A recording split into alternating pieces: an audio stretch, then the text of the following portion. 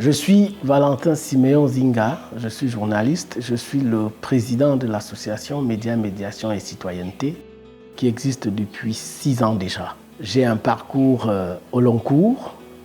et ce parcours m'a permis de me rendre compte du délitement d'un certain nombre de fondamentaux de notre métier, de la profession de journaliste au Cameroun, dont nous avons d'ailleurs pu dire par ailleurs qu'elle est en péril. Alors l'association Médias, Médiation et Citoyenneté est née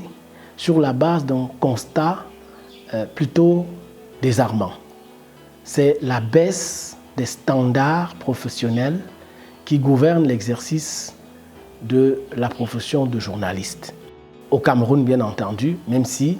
on ne s'en réjouira pas davantage, même si, disais-je, c'est à peu près le même constat dans de nombreux autres pays en Afrique et ailleurs. Constat donc de ce délitement, constat de la mise sous tutelle, pour ainsi dire, du journalisme à travers un certain nombre de dispositifs économiques, politiques, etc., etc. Constat enfin que la qualité de l'information était affectée à la fois par ce délitement des standards, mais en même temps par la prise en capture de ce métier par diverses puissances. Une fois le constat établi, il nous revenait donc de relever un certain nombre de défis. Car il fallait à la fois dénoncer, après avoir énoncé, mais il nous fallait avancer. Avancer, ça signifiait relever le défi de rassembler le maximum de bonne volonté, aussi bien émanant du milieu du journalisme que d'autres sphères de la société, afin de pouvoir chaque année réfléchir sur ce que vaut ce métier aujourd'hui, ce qu'on a en droit d'en attendre et surtout imaginer les possibilités de pouvoir essayer de le sauver de ce qui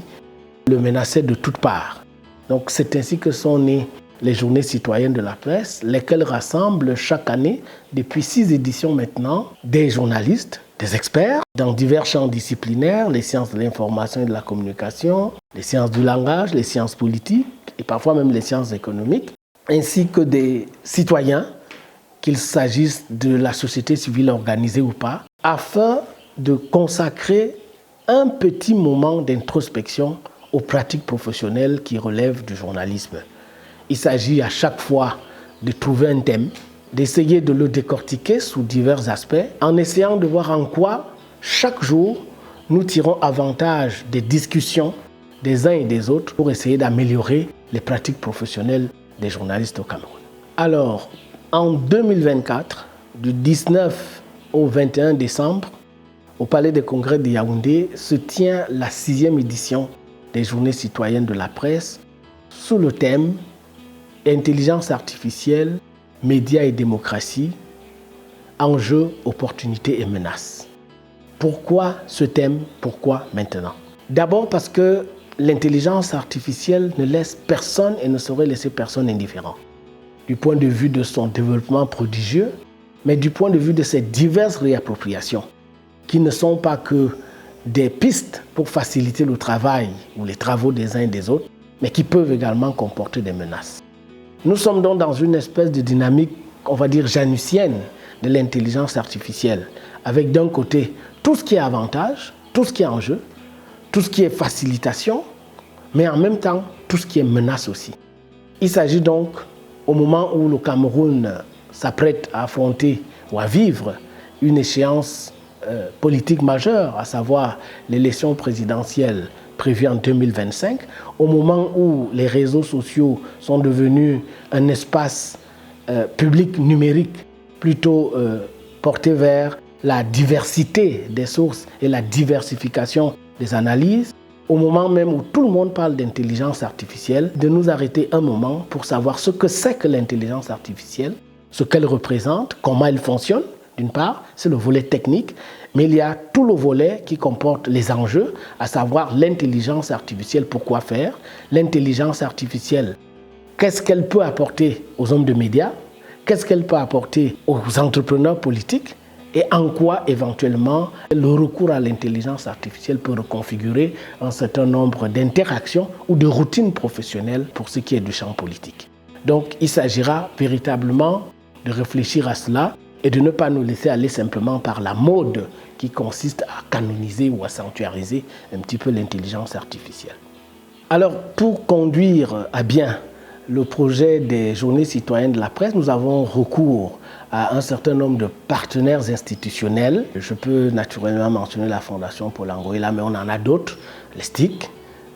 Et sans doute, une innovation de taille cette année, ce sera un partenariat avec le département de sociologie de l'Université de Yaoundé 1. Nous avons donc noué depuis le début de cette aventure un partenariat solide, franc, plutôt fructueux avec The Moon Institute Foundation, qui nous aide à chaque édition, comme à d'autres activités d'ailleurs, à retransmettre en live les débats, les discussions, les échanges qui rythment ces journées citoyennes de la presse. Et cela, je tiens à le dire, depuis 6 ans déjà. Ce partenariat a permis à Ubuntu Media d'archiver de manière minutieuse et précieuse l'ensemble des discussions qui ont eu lieu, notamment pour ce qui est de la précédente édition, celle de 2023. C'est l'occasion ici de saluer ce travail, qui est un travail mémoriel, mais qui est un travail également extrêmement pointilleux pour la mémoire